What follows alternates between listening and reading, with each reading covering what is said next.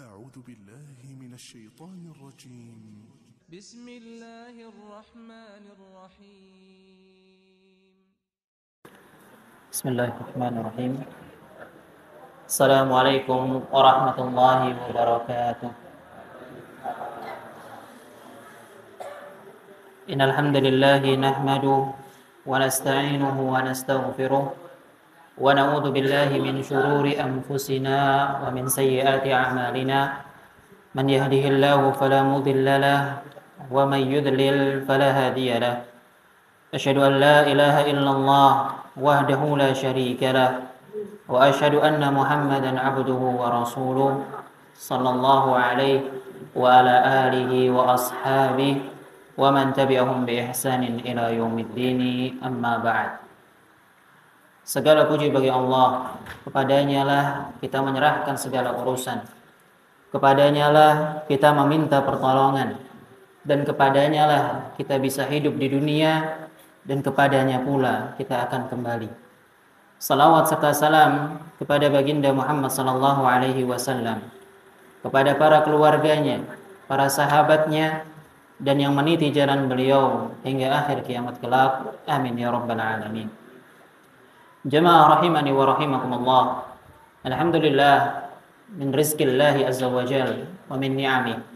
Termasuk dari rizki dan nikmat dari Allah Subhanahu wa taala adalah dimudahkannya kita untuk terus belajar. Dimudahkannya hati kita untuk terus berada di atas kebaikan.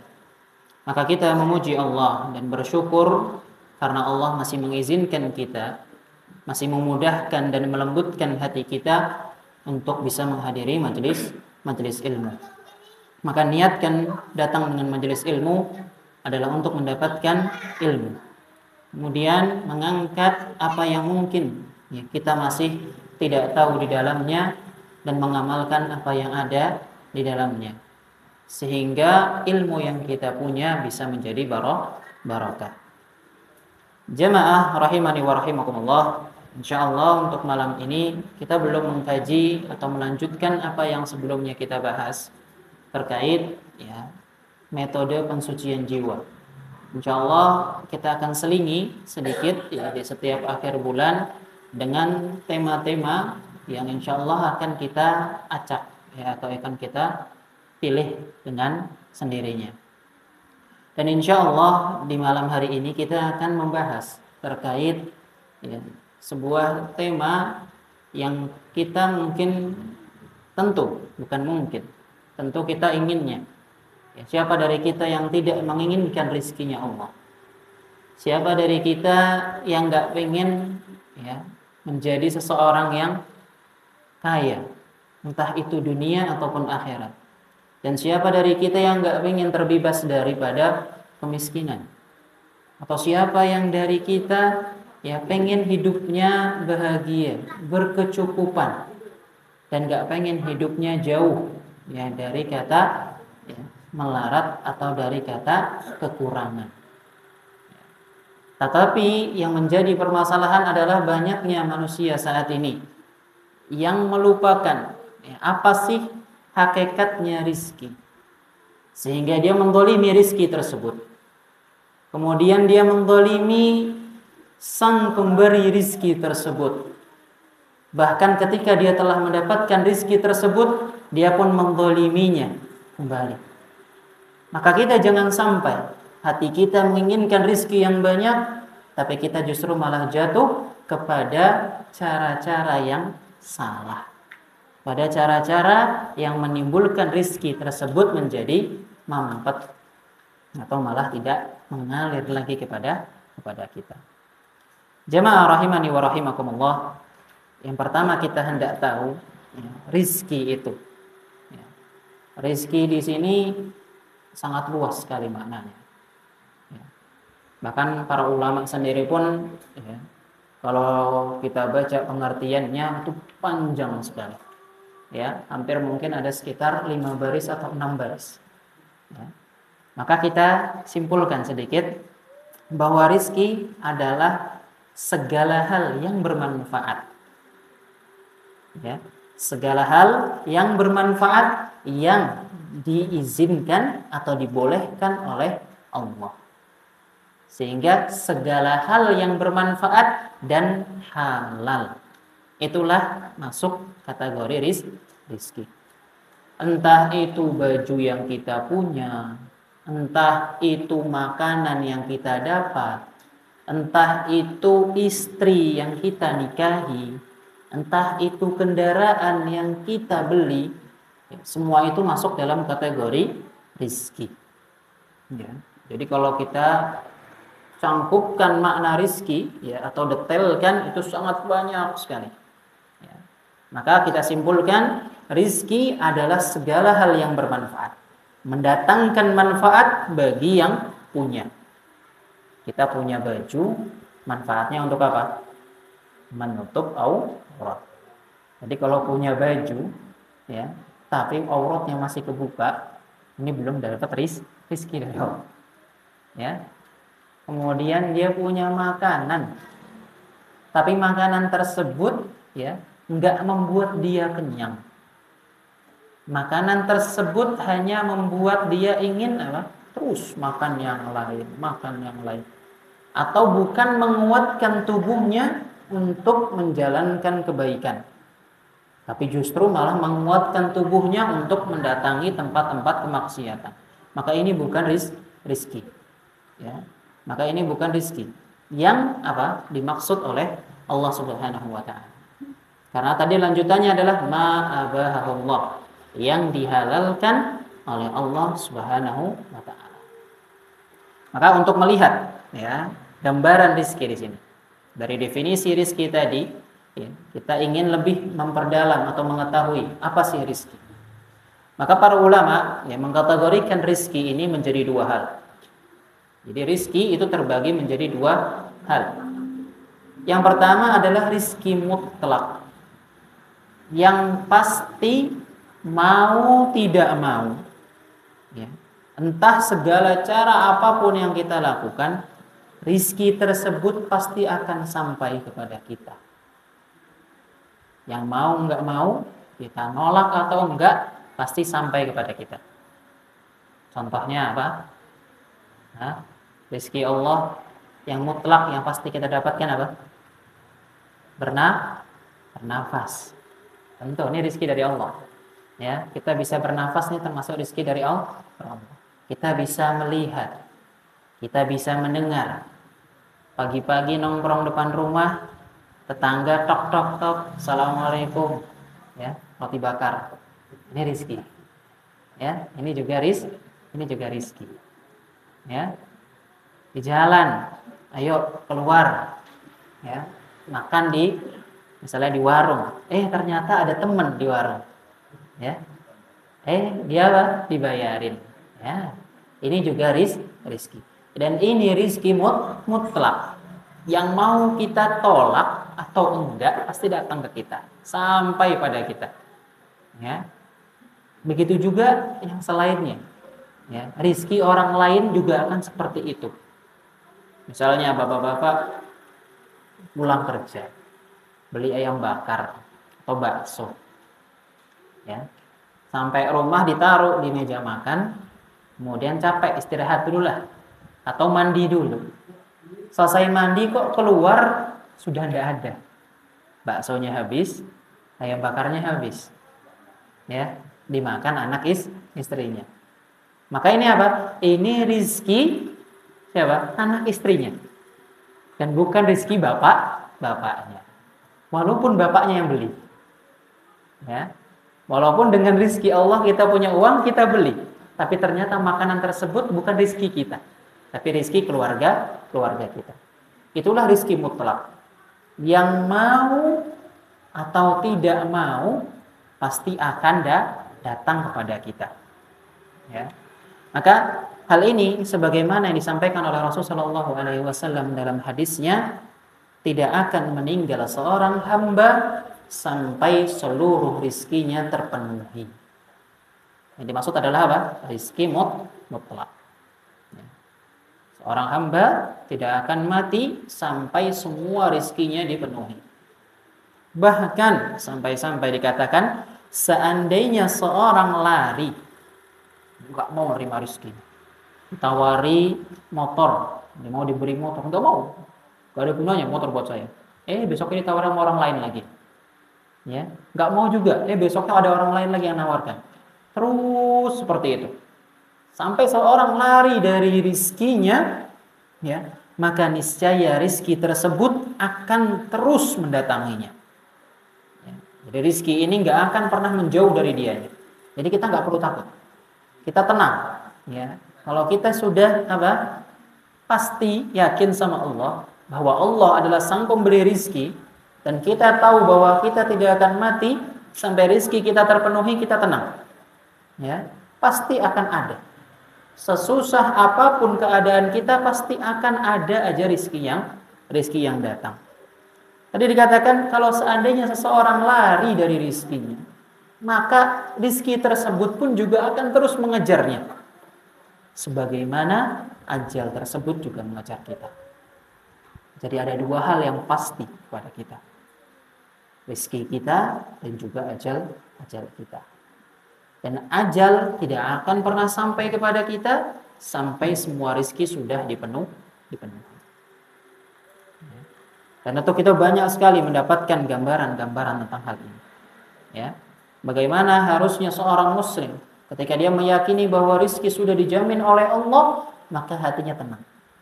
Hal ini disampaikan oleh Ibnul Qayyim, seorang ulama besar, ya, faqih, fuqaha, ya, yang menjadi panutan banyak ulama, banyak asatidzah kaum muslimin. Pendapat-pendapat beliau mengatakan bagaimana?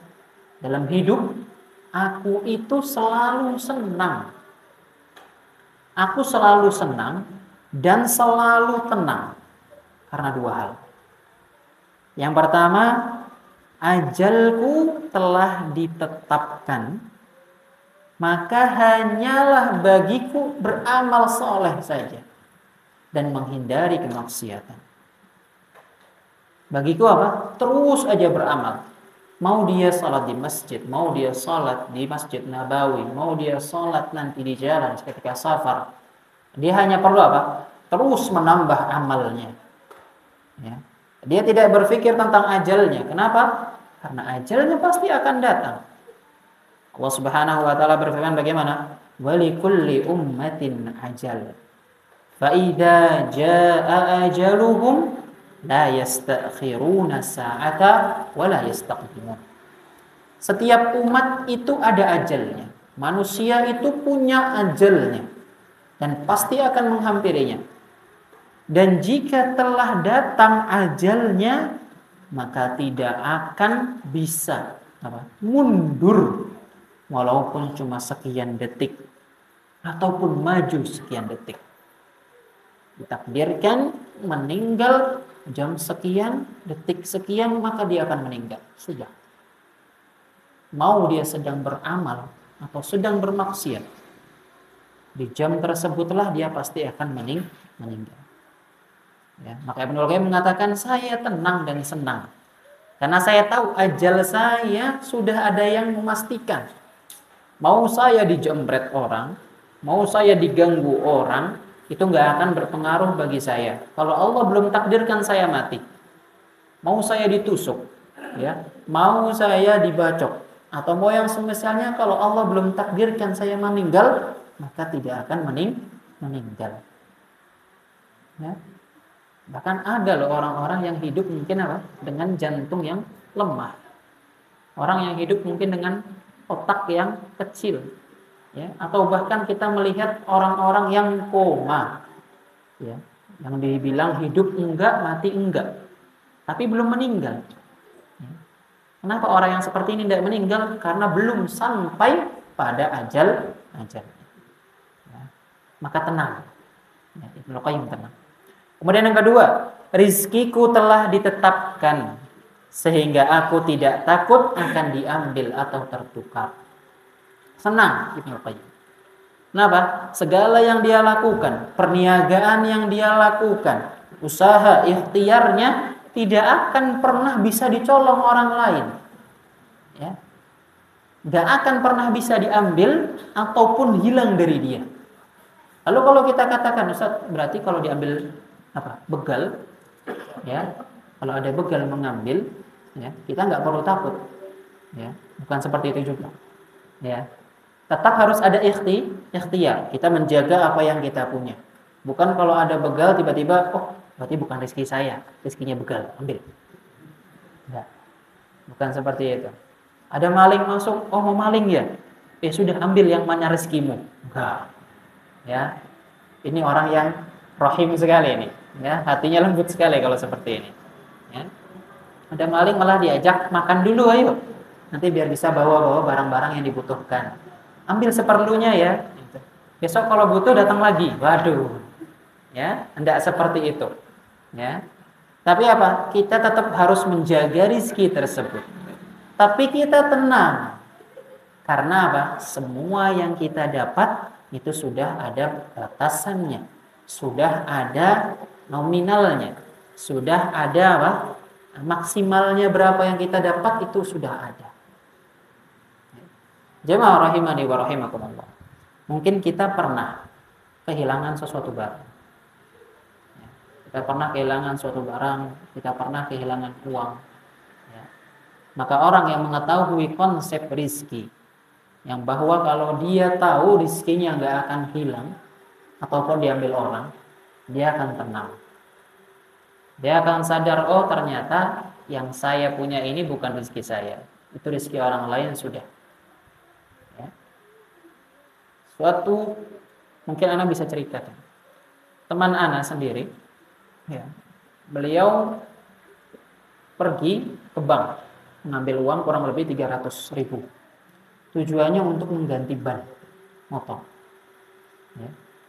Sebelum ganti ban dia mampir ke toko, ya, beli makanan untuk, ya, karena belum sarapan istilahnya. Karena dia nggak bawa uang, uangnya dimasukkan saja tuh di kantong-kantongnya. Ketika mengeluarkan uang, jatuh uangnya, tapi masih ditemukan oleh ibu-ibu. Kemudian dikatakan, Mas, hati-hati uangnya nanti hilang. Kalau bisa taruh dompet saja, disimpan. Oh iya Bu, nggak apa-apa, insya Allah aman. Simpan, dia beli makanan. Dia pergi lanjutkan perjalanan ke toko ban, sampai toko ban ternyata duitnya hilang. Sampai toko ban, duitnya hilang. Tapi apa? Kalau kita nggak mengetahui konsep ini, astagfirullah, atau mungkin kan keluar perkataan-perkataan yang apa? Bahkan menghina, ya, ataupun mencaci maki sang pemberi rizki, yang mengatakan tidak adil, ya, yang mengatakan harusnya saya bisa ganti ban malah duit saya hilang. Ini nggak adil sekali, atau seperti itu, ya. Tapi alhamdulillah dia paham konsep tentang apa? Tentang rizki. Ketika duitnya hilang, dia malah apa? Teringat perkataan ibu yang tadi. Duitnya hilang beneran. Ya. Kemudian dia mengatakan, Allahumma hajurni fi musibati. Ya Allah, berikanlah aku pahala atas musibah yang menimpaku. Wa khlufli khairan minha. Dan berikanlah aku pengganti yang lebih baik daripada yang hilang tadi. Dia ikhlas. Oh berarti duit yang tadi saya mau pakai ganti ban bukan rezeki saya. Sudah. Itu rezeki orang lain, mungkin ada orang lain yang lebih membutuhkan uang tersebut. Ya. Nggak selang lama dari kejadian tersebut, ya, karena yang hilang nggak semuanya, yang hilang yang besar saja. Ya, kalau yang hilang 100, yang 1000, 2000 kan nggak ngaruh ya Pak. Ya. Tapi masalahnya yang jatuh yang merah itu. Ya, dia pergi akhirnya mampir, ya, karena ingin menenangkan pikiran. Ya, walaupun paham konsepnya, tapi tetap aja ada apa? Rasa nggak enak nih. Duit 100.000 kok hilang. Ya, masih ada. Tapi akhirnya apa? Mencoba menenangkan diri untuk apa? Pergi beli es teh. Ya. Dan ketika dia beli es teh, nggak lama ada orang yang apa? Datang menghampirinya. Assalamualaikum akhi. Ya, waalaikumsalam. Ini punya antum. Uangnya bukan? Bukan. Ini punya antum, dikasihkan sebuah apa? Bingkisan amplop. Karena apa? Sebelumnya dia membantu dalam acara keluarganya. Dapat bingkisan amplop. Kemudian ketika dia buka, ternyata uangnya bisa untuk ganti ban. Putar lagi dia untuk ganti ban. Alhamdulillah, langsung diganti oleh Allah. Bahkan dengan rezeki yang lain. Tapi tenang hatinya. Karena apa? Dia sudah paham. Yang sebelumnya sudah hilang, ini bukan rezeki saya. Dan Allah tetap mendatangkan yang lain, rezeki yang lain. Sehingga saya pasti bisa ganti balik. Cukup. Tapi kalau yang nggak paham tadi apa? Sudah pertama mulutnya akan mengatakan hal-hal yang kurang baik. Ya, bahkan kalau waliyadzubillah, kalau sampai ya menghardik Allah, ya, atau bahkan sampai menghina-hina sang pemberi rezeki. Ya. Tapi bakal dapat enggak nih kalau kejadiannya seperti ini? Kira-kira dia bakal dapat uang yang tadi enggak? Dia sudah kehilangan walaupun dia enggak ikhlas. Tapi kalau sudah rizkinya, orang tadi pun juga akan datang ke dia memberikan uang tadi. Tapi lihat sikapnya yang berbeda. Kalau dia paham konsep rizki, dia ikhlas. Kemudian dia lanjut ya sesuai tujuan awalnya mengganti ban. Selesai, hatinya tenang. Ya. Tapi kalau orang yang tidak paham tadi, mulutnya bisa jadi menghardik Allah. Bisa saja menjelek-jelekan Allah. Dia beli es teh, dia dapat uangnya dengan hati yang kesal. Dia dapat, ya kemudian pas dilihat uangnya cukup. Yang dikatakan apa? Coba tadi nggak hilang. Ya. Coba tadi nggak hilang. Sisa tuh 100.000, 200.000. Ya. Nggak ikhlas dengan apa yang hilang darinya. Ya. Inilah konsep rizki. Dan inilah rizki mutlak yang pasti akan didapatkan seseorang, mau tidak mau. Ya. Maka inilah yang diajarkan Ibnul Qayyim. Sudah tenang kita, ya, karena ajal kita pasti akan datang. Kita tidak usah terburu-buru. Kemudian kita juga senang karena apa yang akan kita miliki gak akan bisa diambil orang lain ataupun sampai tertukar. Ya. Ada sebuah kisah lain ya, yang menandakan terkait rizki mutlak ini. Sebuah kisah yang mungkin membuat hati itu akan menangis. Ya. Ada sebuah cuplikan video yang mungkin anak pernah dapatkan atau anak pernah saksikan, menggambarkan seorang syekh, seorang ustadz, ya, yang dia sedang berpergian ke kota Mesir. Dari kota Mesir dia ingin kembali ke rumahnya di Timur Tengah. Di malam hari dia membeli tiket, ya. Kemudian tiket yang dia dapatkan ternyata berangkatnya nanti setelah subuh, kurang lebih sekitar jam 5 atau jam 6-an. Ya. Tapi dia sampai di kota tersebut, ya, atau bus yang dia tumpangi sampai di kota tersebut itu sekitar tengah malam. Akhirnya dia berinisiatif ingin menginap di masjid yang dekat dengan bandara, tempat dia pernah mengisi kajian di sana.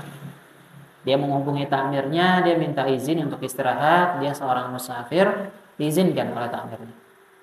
Sampai dia di masjid tersebut jam 2 malam. Dia masuk ke dalam masjid, dia dapati ada seorang laki-laki ya, sedang sujud di dekat mihrab, ya, di dekat mimbar. Dia sujud dengan tangisan, ya. Masjidnya terang, nyala. Dia sujud di sana.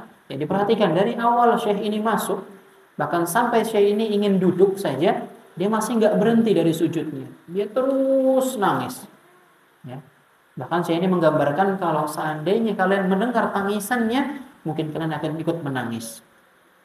Di tengah malam yang sunyi, nggak ada orang, di masjid dia nangis dengan tangisan yang seperti anak kecil, merintih. Ya. Sampai akhirnya apa? Ya, laki-laki ini bangun dari sujudnya. Syekh ini pun mendatangi laki-laki ini. Ditanya, apa yang engkau panjatkan sehingga hal tersebut sampai membuat hatiku ingin menangis? Ya. Apa permintaanmu kepada Allah? Kata dia, ya Syekh, istri saya besok operasi. Istri saya besok operasi. Saya nggak punya uang 1 perak pun. Sedangkan biaya operasi itu 14.500 junaih. Atau mungkin kalau dirupiahkan puluhan atau sampai ratusan juta. Dia nggak punya uang satu. Dia sujud sama Allah, dia minta sambil nangis. Saya terus mengatakan, "Hada khair. Ini baik, lanjutkan terus. Ketuk terus pintu Allah, minta sama Allah. Pasti engkau akan dimudahkan." Kemudian apa? Laki-laki tersebut kembali ke mihrab tadi, kemudian dia lanjut sujudnya. Dia lanjut lagi, sholatnya dia lanjutkan, sujudnya dia lanjut sambil nangis. Tapi syekh ini pun apa? Dengan tujuan awalnya, dia datang ke masjid tadi untuk beristirahat. Maka dia istirahat. Ya. Dia istirahat sampai mendekati waktu subuh, dibangunkan oleh takmir masjidnya. Ya.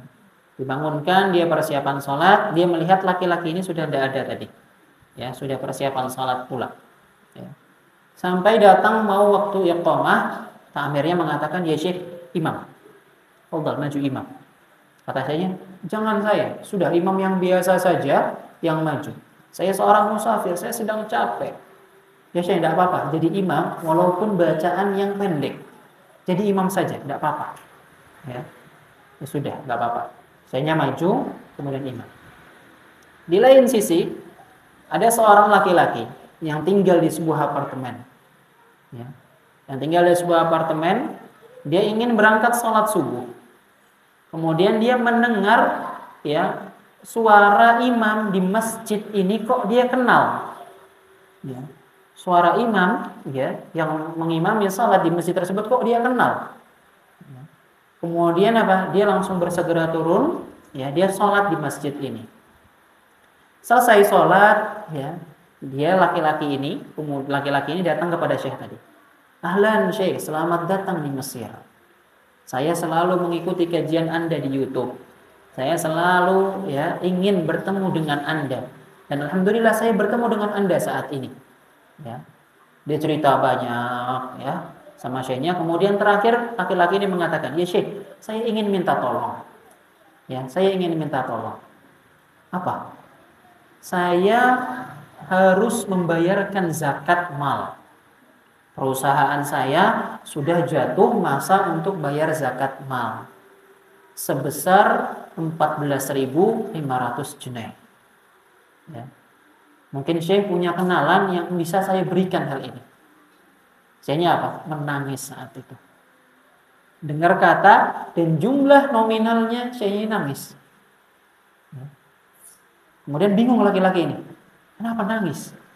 Kan saya minta tolong. Kok nangis? Ya. Kemudian Syekh tersebut apa? "Saya nggak bisa menjelaskan kepada Anda. Ya, kemudian Syekh ini melihat kepada jamaah yang ada. Dia cari laki-laki yang tadi pagi, ya sujud sambil nangis. Ternyata ada di pojokan. Dia panggil, "Ta'al, ya ke sini." Dia datang ke laki-laki ini, dijelaskan. "Tolong jelaskan apa keluh kesahmu ke laki-laki ini." Dijelaskan istrinya harus operasi, dia nggak punya uang sama sekali, sehingga dia perlu apa? 4.500 junai. Mendengar kisah tersebut, ya gantian. Malah apa? Laki-laki yang tadi minta saran sama Syekh ini yang nangis. Syekhnya sama laki-laki ini bingung, kok ikut nangis? Ya, kok ikut nangis? Pertama pemuda yang nangis, kedua Syekhnya yang nangis, sekarang kok laki-laki ini yang nangis? Bingung, heran. Kemudian apa? Dia menjelaskan kepada Syekh tadi, apa yang membuatmu menangis? "Ya Syekh, ketahuilah bahwa ya, uang ini sudah saya tahan 1 pekan. Uang 4.500 junai ini sudah saya tahan 1 pekan. Istri saya selalu mengatakan, keluarkan hak Allah. Jangan engkau tahan. Semoga Allah melimpahkan rezekimu. Jangan engkau tahan zakat ini." Tapi apa? Saya selalu berdoa sama Allah, "Ya Allah, berikan harta ini kepada satu orang yang membutuhkan. Kepada satu orang yang benar-benar membutuhkan harta ini. Ya Allah, berikan saya satu orang." Ya. Kemudian apa? Dan saat ini ya, Allah mengabulkan doa saya. Saya benar-benar menemukan orang yang benar-benar membutuhkan 14.500 junai tersebut. Sehingga diberikanlah uang ini. Kemudian laki-laki itu apa langsung? langsung berdiri kemudian mengatakan, "Ya Rob, aku mencintaimu. Ya Rob, aku rindu kepadamu." Ya. Karena apa? Doanya yang selama ini dia panjatkan sepekan, Allah kabulkan. Ya. Lihat, ada orang yang membutuhkan di sini. Dia nggak punya harta sedikit pun. Ternyata di sisi lain ada orang yang menahan hartanya yang ternyata telah Allah siapkan untuk laki-laki ini dengan jalur yang tidak disangka-sangka. Dan inilah rizki mutlak.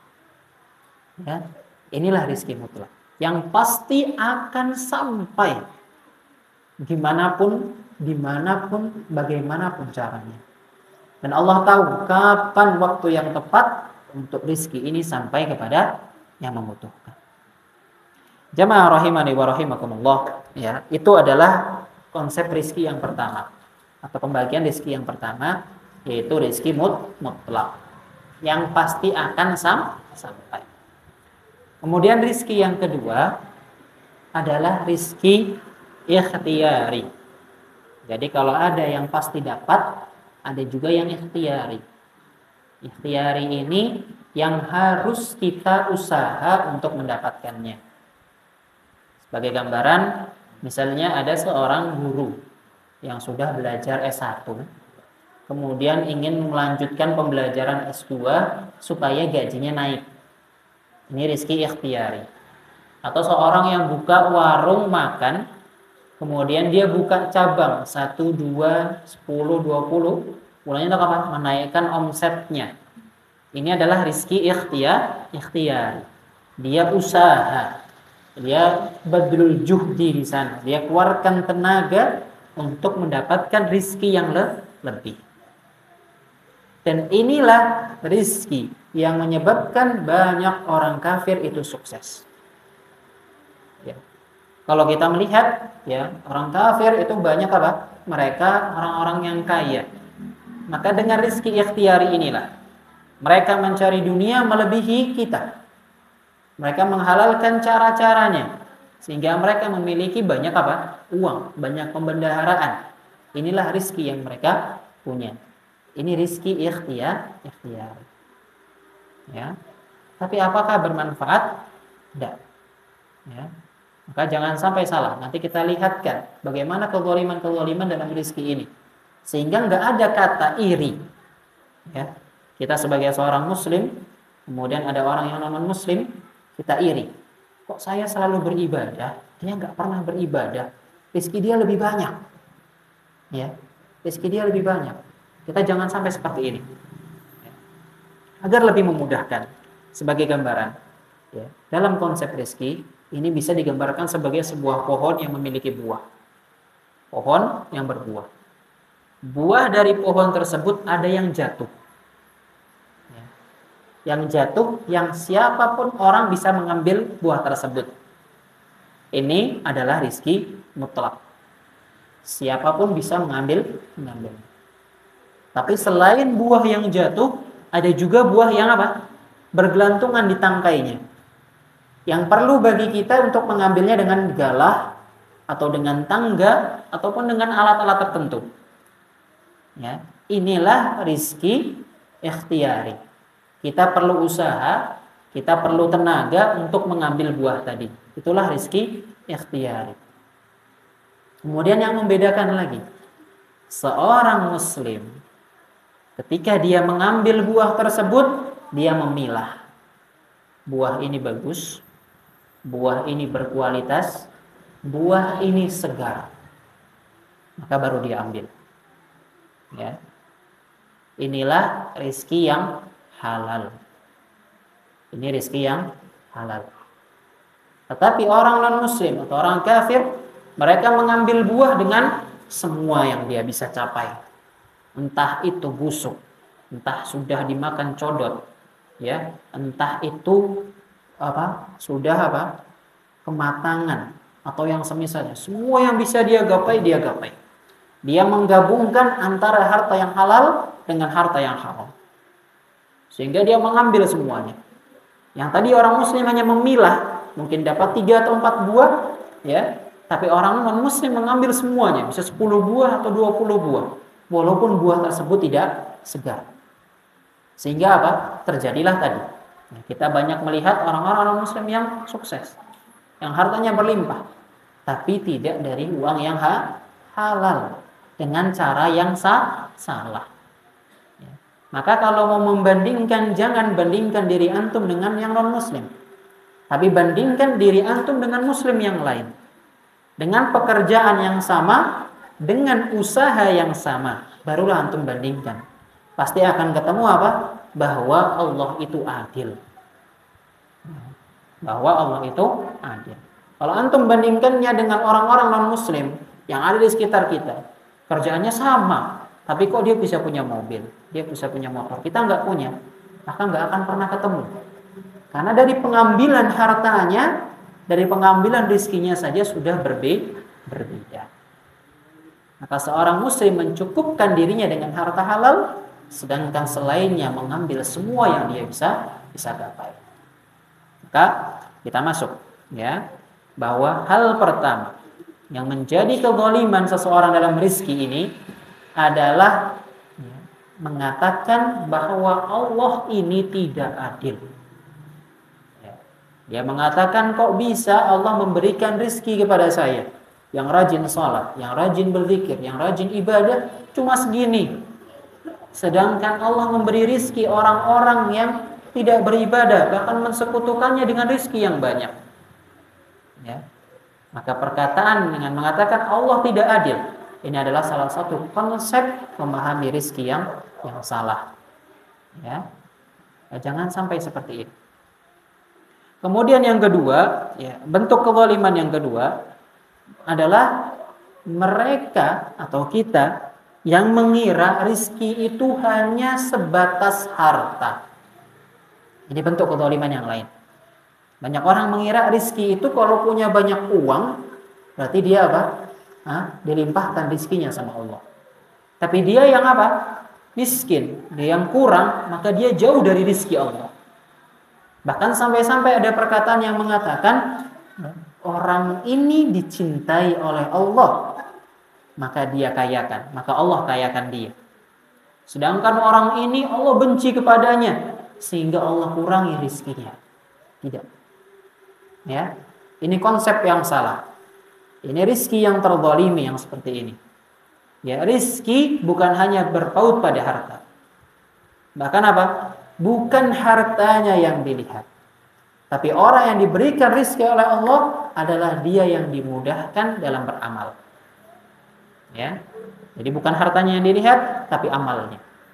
Apakah amalnya sudah bagus, ibadahnya lancar, hatinya tenang dalam beribadah? Inilah rizki yang sesungguhnya. Karena apa? Dunia ini di sisi Allah tidak lebih dari apa? Satu sayap nyamuk, ya, atau lalat, gak ada harganya. Ya. Maka Allah memberikan dunia ini kepada siapa saja yang Dia kehendaki. Tapi Allah tidak memberikan akhirat kecuali kepada orang-orang yang beriman kepadanya. Maka kita mengambil rizki yang paling besar, yaitu surganya Allah. Jangan kita berpaut pada dunia, apalagi sampai mengkategorikan rizki itu hanya sebatas harta saja. Ya. Nah, kemudian ya, yang salah dalam memahami rizki atau bentuk kezaliman dari rizki adalah kita enggan mengeluarkan rizki tadi. Ada istilah menabung pangkal kaya. Ini istilah benar atau salah? Ya, yo benar, yo salah. Ya. Nah, gak nabung gak duit, ya. Tapi apa? Nah, duit gak ditabung, ya gak duit, ya, beda-beda. Nah, istilah apa? Menabung pangkal kaya ini adalah yang salah. Apa? Pangkal kaya atau rizki agar bisa berkah dan bertambah adalah dengan apa? Bersedekah. Ya, ini konsepnya. Ya, bukan ditabung. Kalau ditabung semua, ya nanti bisa hilang, dicuri maling. Ternyata bukan rezeki kita. Tapi kalau sudah kita sedekahkan, nah sudah aman. Kita mengamankan, oh ini harta kita. Ya. Allah dalam hadis qudsi, Allah Subhanahu wa taala mengatakan, ya, ya bani Adam anfik, ya, anfik alaik atau unfik alaik. Wahai anak cucu Adam, berinfaklah kalian, maka aku akan berinfak kepada kalian. Ya. Infakkanlah harta yang sudah aku berikan kepada kalian, maka aku akan berikan infak kepada kalian. Atau dalam hadis yang lain, mana qasad sadaqatun min mal. Tidak akan berkurang harta seseorang dengan sedekah. Bahkan Allah akan terus menambahkan harta tersebut. Ya. Bahkan Allah akan terus menambahkan harta tersebut. Nah, ada seorang sahabat tabi'in, ya, yang mempraktekkan konsep sedekah ini. Ya. Ada seorang ulama, ya, yang bernama Rabi bin Haytham. Rabi bin Haytham ini seorang ulama saleh, ya, yang di akhir hidupnya, ya, beliau terkena stroke atau terkena lumpuh sebagian tubuhnya, sehingga dia tidak banyak bisa bergerak. Ya. Ada sebuah kisah yang menggambarkan tentang sedekah beliau. Ya. Sedekahnya orang yang beriman. Anaknya datang menghampirinya, mengatakan, wahai ayahku, ibuku telah membuatkan untukmu halwa. Halwa itu hidangan, ya, mewah, hidangan raja yang memerlukan waktu untuk apa? Membuat yang lama. Ya. Dan Rabi bin Haytham ini adalah seorang suami yang baik.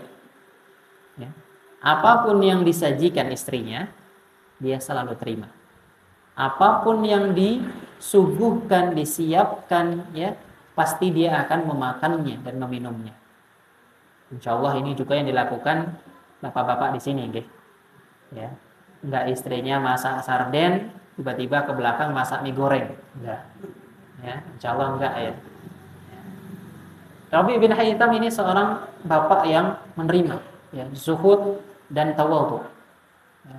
Istrinya memasakkan untuk dia suatu makanan yang mewah, ya, yang enak dan lezat, ya. Bahkan dikatakan dulu yang memakan halwa ini adalah para raja saja kebanyakan. Kemudian dikatakan, ya, wahai ayahku, ibuku memasakkan halwa untukmu, maka makanlah. Nah, saya akan memakannya. Rabi bin Haytham baru selesai memotong halwa tadi. Dia seperti roti, ya, dipotong sama dia. Baru mau mengambil satu potongnya, tiba-tiba ada yang ngetok pintu. Ya, dia perintahkan anaknya, tolong bukakan. Ya. Sedang stroke, dia nggak bisa mengucapkan, sehingga dia apa? Dia katakan dengan isyarat, dengan mulut yang apa? Yang jelas, tolong bukakan. Ternyata pas dibuka, yang datang itu bukan orang biasa, tapi orang luar biasa. Ya, siapa? Orang gila. Ya, orang gila yang datang. Lalu apa?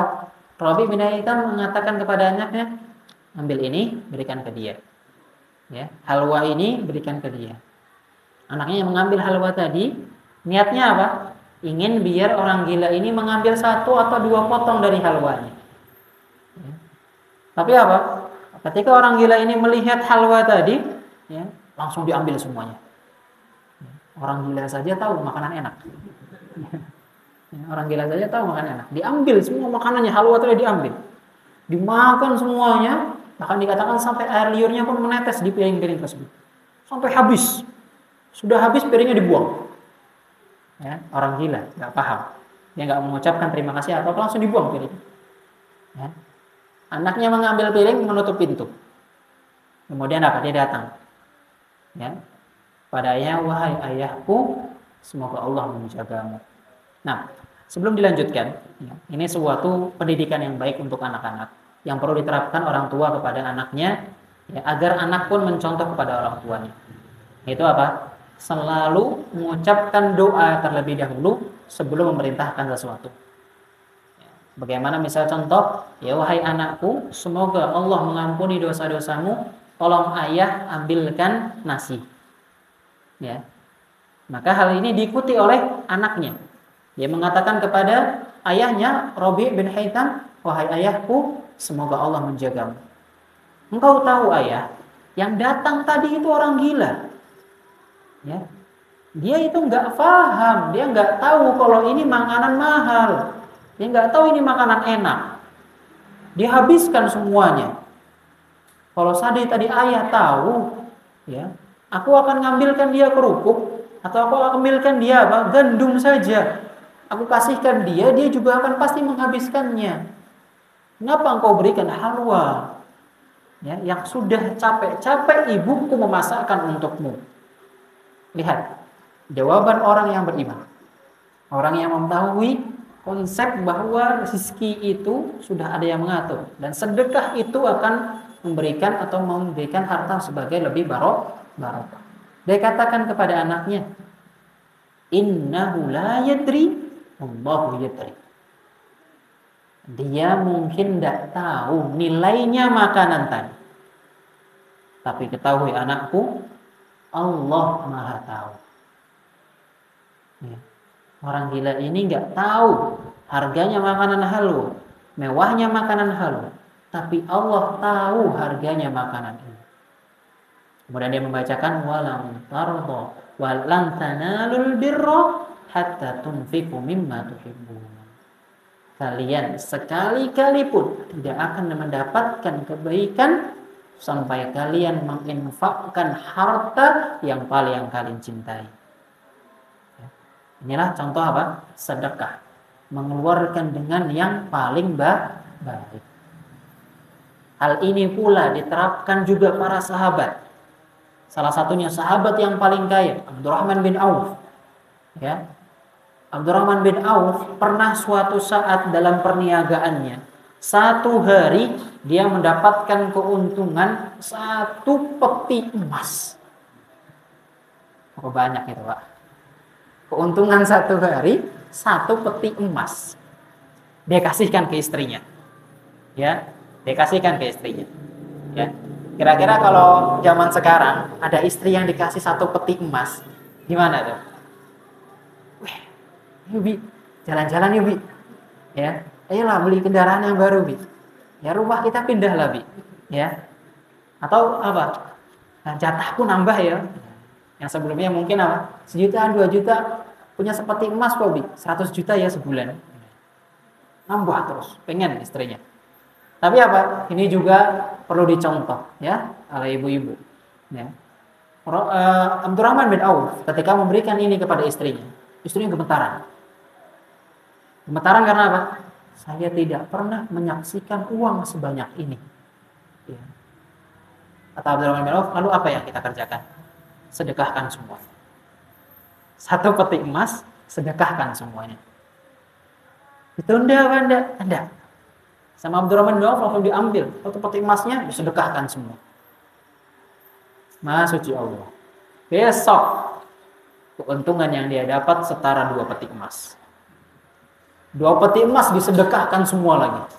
Hari ketiga dia mendapatkan keuntungan setara 4 peti emas. Berkali-kali lipat. 4 peti emas dikeluarkan lagi semuanya. Di hari berikutnya dia mendapatkan keuntungan setara 8 peti emas. Terus semua keuntungan yang dia dapat semuanya langsung disedekahkan. Semua langsung disedekahkan. Ya. Bahkan Abdurrahman bin Auf tuh nggak pernah mendapati orang datang kepadanya minta-minta. Tapi justru saking kayanya Abdurrahman bin Auf, dia mencari orang yang mau minta sama dia. Kau butuh nggak? Saya kasih. Kau butuh nggak? Saya kasih. Bukan ada orang yang datang, Pak, saya butuh ini, Pak, tolong bantu saya. Enggak.